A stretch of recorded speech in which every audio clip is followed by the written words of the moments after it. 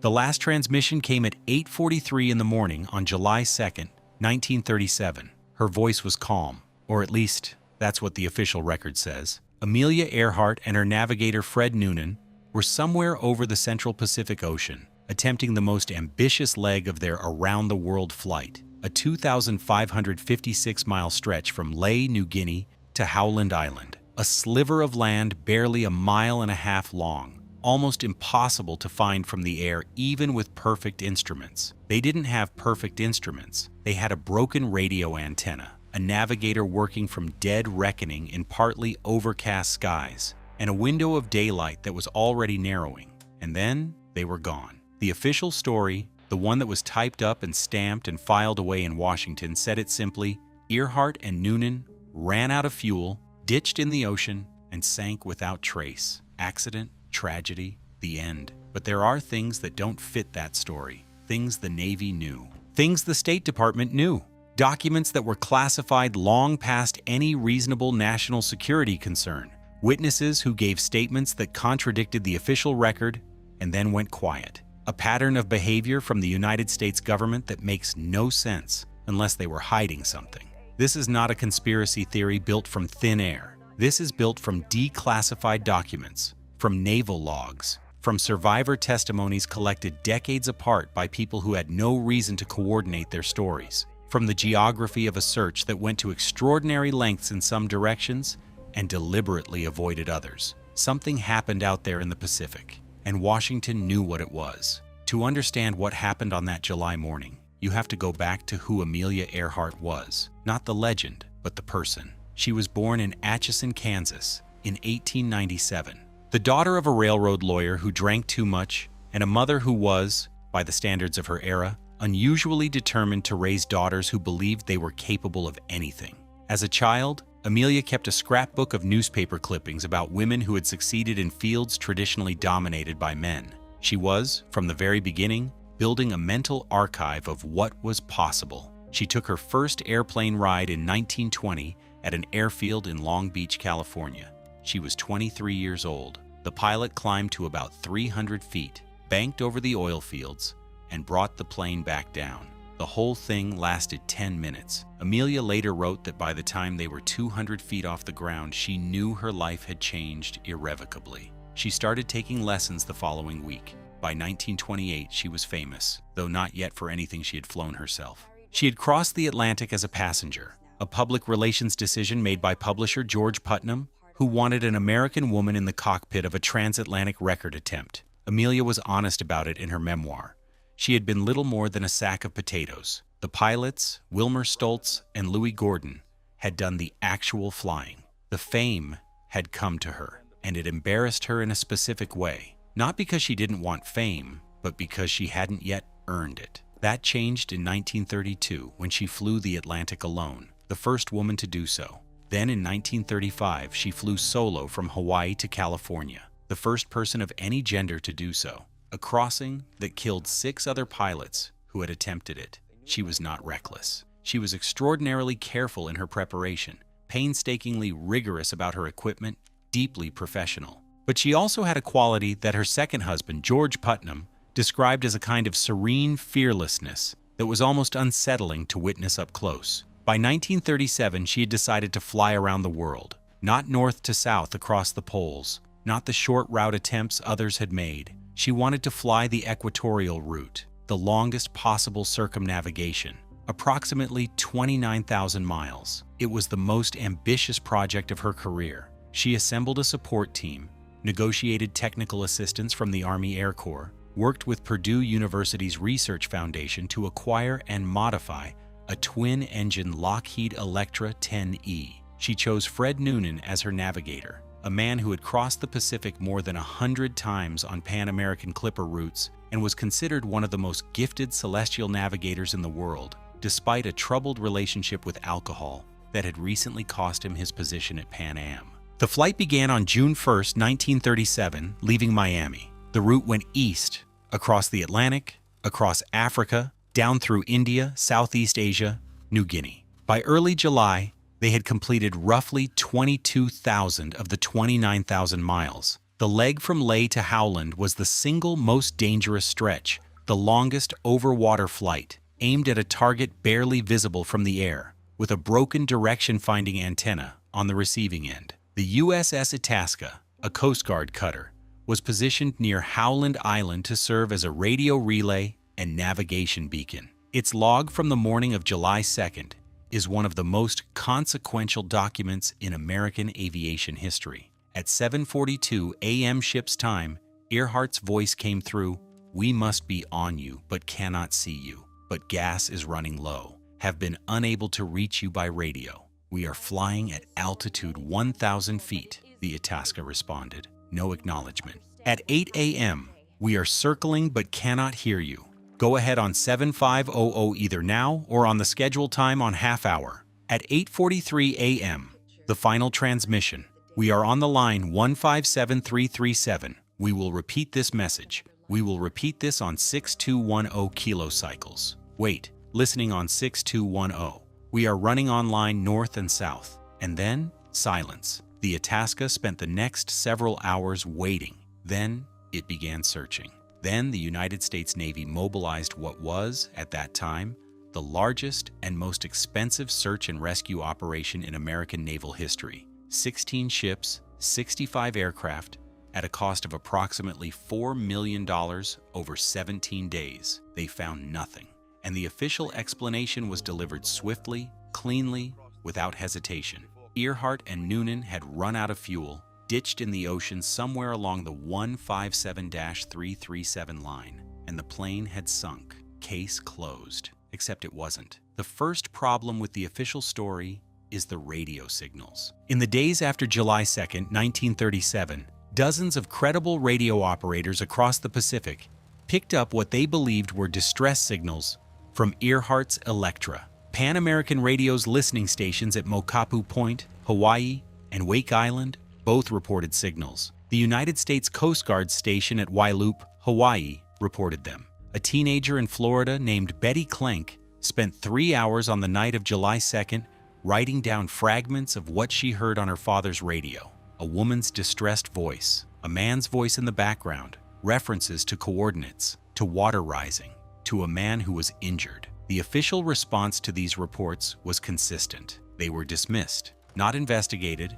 not seriously evaluated, dismissed. The Navy concluded that any signals picked up after the disappearance were almost certainly either amateur hoaxes or radio frequency interference, misidentified as voice transmissions. But here's the thing. If the plane had ditched and sunk, there would be no signals. The radio on the Electra required the engines to be running to generate power. If the plane was on the water and intact, the engines might still function for a period of time. Multiple independent radio operators across thousands of miles of ocean, with no means of coordination, all reporting similar signals on the same frequency within the same window. That is not what radio interference sounds like. That is what a live aircraft on or near the water's surface sounds like. The Navy knew this. The radio experts on the Itasca knew this. The signals were not pursued. The second problem is the search pattern itself. The official search concentrated on the open ocean area northwest of Howland Island, along the projected 157 to 337 line. What it conspicuously avoided, or spent comparatively minimal time on, was the Phoenix Island Group, a chain of small, largely uninhabited islands, approximately 350 miles southeast of Howland, directly along the same 157 to 337 line, in the direction Earhart's last transmission suggested she might have flown. Gardner Island, now known as Nikumaroro, sits squarely on that line. It has a flat, accessible reef that would have been visible from the air. In 1937, it was uninhabited. It had a broad lagoon, an Electra with fuel exhaustion, flying southeast along the 157-337 line, could conceivably have reached it. The Navy searched it briefly from the air on July 9, 1937. The aerial search lasted less than 30 minutes. The plane that conducted it, a Catalina from the USS Colorado, flew a single pass at altitude. The pilot, Lieutenant John O. Lambrecht, reported seeing signs of recent habitation. That report was noted, filed, and not followed up. Let that land for a moment. Signs of recent habitation on an uninhabited island. 1 week after a famous American aviator disappeared in the general vicinity, and the Navy did not send a ship, did not investigate further, moved on. The third problem is what came next: the classified files. In 1992, aviation researchers working on the Earhart mystery submitted Freedom of Information Act requests to the State Department, the Navy, and the FBI. What came back, or rather what didn't come back, and what took years of legal pressure to partially declassify, was remarkable. There were communications between the State Department and the Japanese imperial government in the days and weeks following the disappearance. The Japanese had administered the Marshall Islands and most of the Central Pacific under a League of Nations mandate since 1920. The communications were diplomatic, carefully worded. But certain things were clear from their existence and their timing. The United States government was asking Japan, through official channels, whether they had any knowledge of a downed American aircraft. Japan's responses, similarly worded, were similarly diplomatic. They said no. But then there were the other documents, the ones from Naval Intelligence, the ones with heavy redactions still present in their partially declassified versions, the ones whose subject lines, even stripped of content, told a story. Communications about American aircraft operating in the vicinity of Japanese-mandated territory. Communications about the possibility of Japanese military activity on islands that were theoretically demilitarized under the League of Nations mandate. Communications that suggested the United States government had known, before Earhart's final flight, that Japanese military construction was occurring on islands she would be flying near, and had said nothing publicly. There is a document, a single State Department cable dated August 1937, partially declassified, in which an American diplomat in Tokyo references, obliquely but unmistakably, the possibility that a downed American aircraft had been located in Japanese-controlled territory and that its occupants might be alive. The cable discusses, at length, the diplomatic complications that would arise from any public acknowledgement of this fact. Not a search and rescue operation, a diplomatic complication. The fourth problem is the witnesses. In the decades following 1937, researchers collected testimonies from residents of the Marshall Islands, Marshallese people, former Japanese workers and soldiers, Catholic missionaries who had lived in the region through the late 1930s and into the post-war period. These testimonies came from people who had no knowledge of each other, in some cases spoke different languages, and had no material reason to invent or sustain a story. The core of what they described was consistent: an American woman and a man, both white, both injured to varying degrees,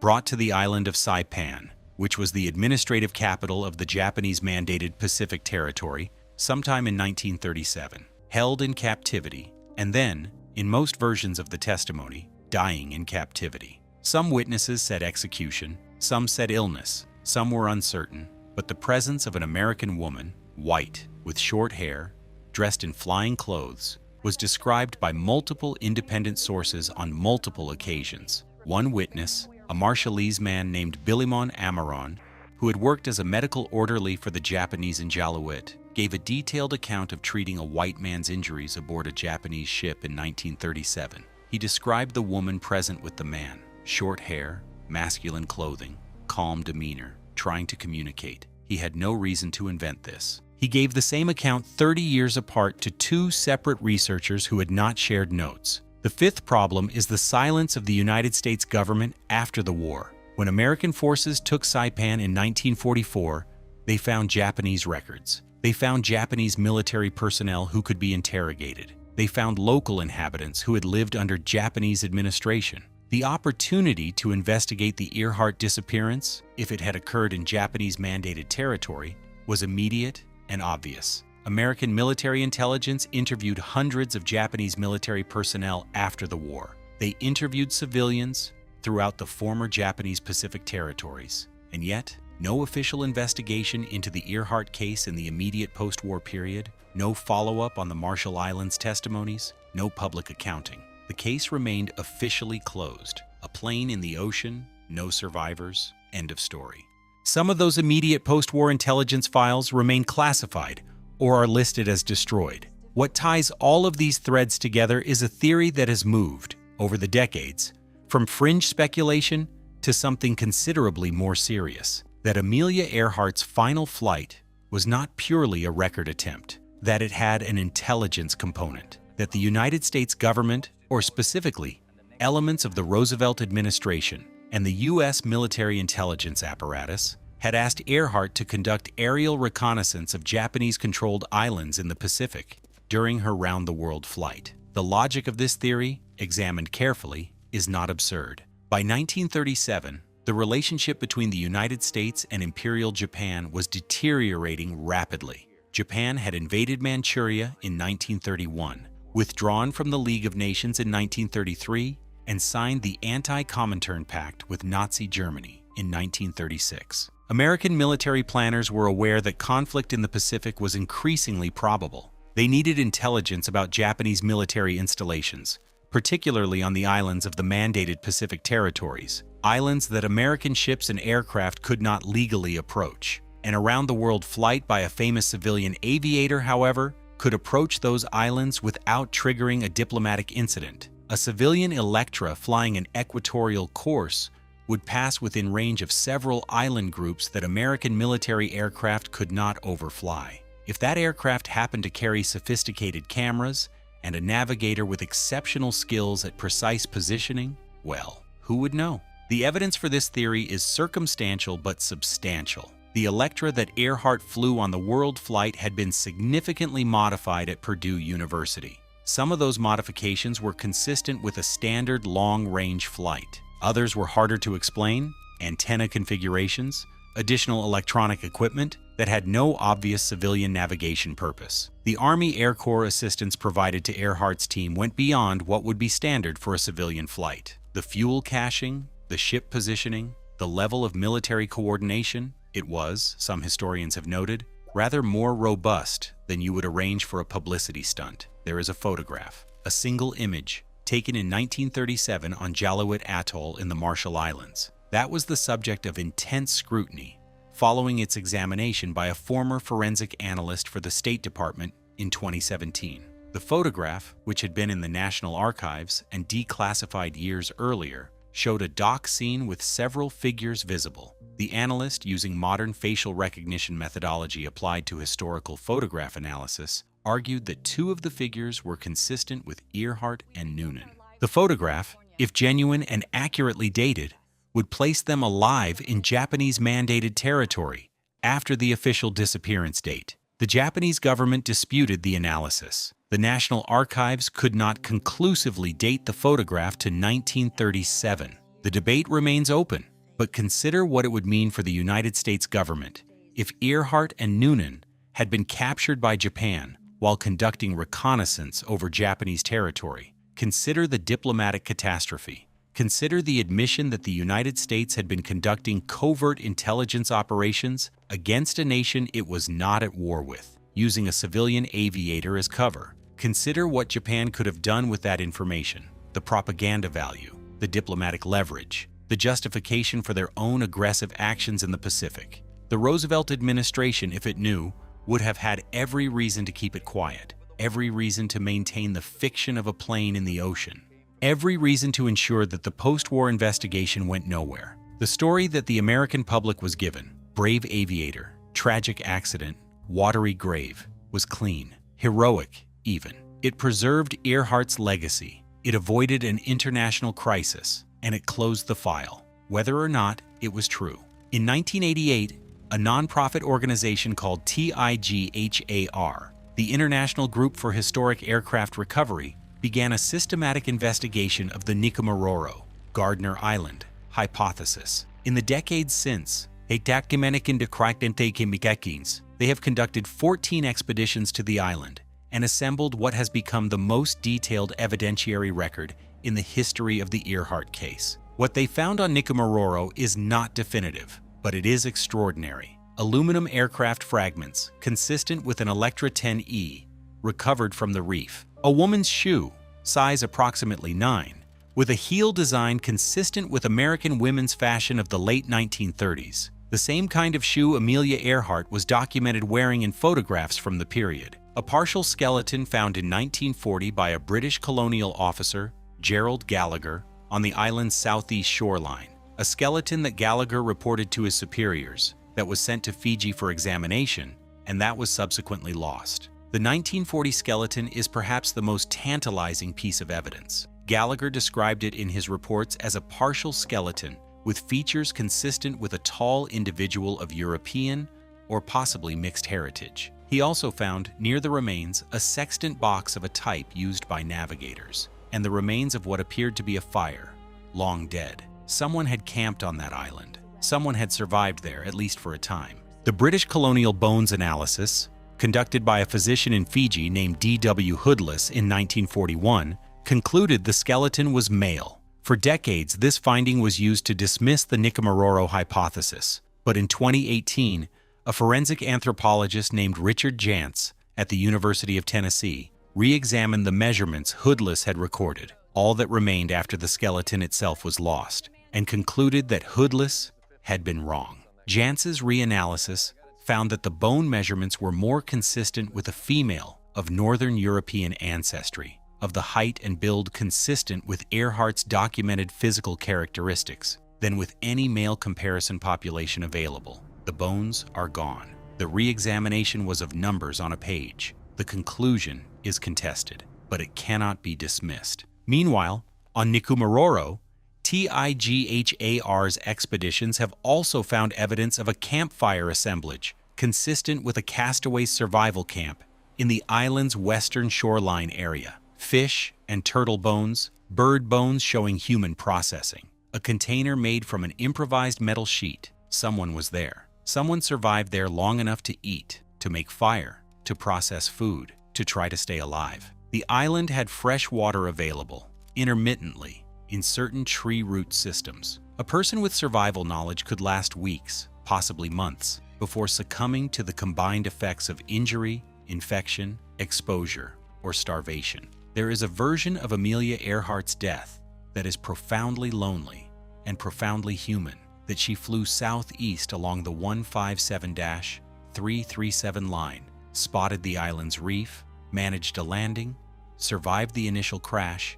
made it to shore, and died there, weeks or months later before anyone came. Not captured, not executed, just slowly, terribly alone, on a scrap of coral in the middle of the Pacific. That version also has evidence, and yet it doesn't explain the radio signals that came from a moving aircraft in the days after the disappearance. It doesn't explain the Marshallese testimonies. It doesn't explain the Japanese documents. It doesn't explain why the Navy dismissed Lambrecht's report of recent habitation on the island without investigation. Let us return to what the United States government knew, or appears to have known, and when. In 2017, investigative journalist Mike Campbell published research drawing on a 1960 classified deposition taken by the State Department from Josephine Blanco Akiyama, a woman who had been a young girl living on Saipan in 1937. She described in detail watching a twin-engine silver plane land in the harbor and being told by her brother-in-law, a Japanese military officer, to stay back. She described seeing a white woman with short hair, dressed in men's clothing, helped off the plane. She described Japanese soldiers. She gave this account first to reporters in the late 1950s, then to naval investigators in a classified session in 1960, and again to multiple researchers over subsequent decades. The account never materially changed. The 1960 naval interview was classified. It remained classified for decades. When eventually released, it showed that American military intelligence was aware of the Saipan testimony as early as 1960, 17 years before Jimmy Carter's administration began opening Pacific War archives more broadly. Why was this interview classified? What national security interest in 1960 required keeping secret the testimony of a woman describing events from 1937? The only reasonable answer is that the information it contained was embarrassing, inconvenient, or directly contradicted an official position that had never been publicly revised. There were also the Marshall Islands testimonies collected by Fred Noonan, a CBS radio reporter who spent 4 years in the early 1960s investigating the case and interviewed dozens of witnesses across the former Japanese-mandated territories. Noonan's 1966 book, The Search for Amelia Earhart, drew a sustained, careful evidentiary case for the capture on Saipan theory. It was a bestseller. The Navy's response? was silence. Then there is the matter of General Alexander Vandegrift and Admiral Chester Nimitz. Gerner, in the course of his research, spoke directly with several senior American military officers. Nimitz, Commander-in-Chief of Pacific Forces during World War II, the man who more than any other oversaw American military operations in the Pacific Theater, reportedly told Gerner, in a private conversation, that the government knew what had happened to Earhart and would someday tell the public. Nimitz reportedly died before that conversation was made public, and the statement was never officially confirmed or denied. Vandegrift, the Marine general who commanded the Guadalcanal campaign, reportedly made similar private acknowledgments to researchers. These are not documented conversations. They are secondhand accounts of private statements made by men who are no longer alive. They are not proof, but they are a pattern of senior American military officials in private, suggesting that the official record was not complete. Here is what we know with certainty. Amelia Earhart and Fred Noonan took off from Lae, New Guinea on July 2, 1937, bound for Howland Island. They never arrived. Their last radio transmissions indicated they were lost, low on fuel, flying along a north-south line. They were never found. The United States Navy conducted the largest search in its history and recovered nothing. Here is what the evidence strongly suggests, but cannot definitively prove: that the plane did not sink immediately, that at least one of them survived the initial disappearance in some form for some period of time, whether on a Pacific island or in Japanese custody, that the United States government received information in the weeks and months after the disappearance that was inconsistent with the official story, that this information was suppressed, classified, or quietly buried, that in the post-war period, when physical evidence and living witnesses were available, no official investigation was conducted, which is not an oversight, but a choice. Here is what remains genuinely unknown: where exactly the plane came down, whether either or both survived beyond the immediate crash, whether Earhart died on a remote island as a castaway or died in Japanese custody on Saipan, whether the intelligence mission theory is true, whether she knew she was carrying out reconnaissance, or whether it was arranged around her without her full knowledge,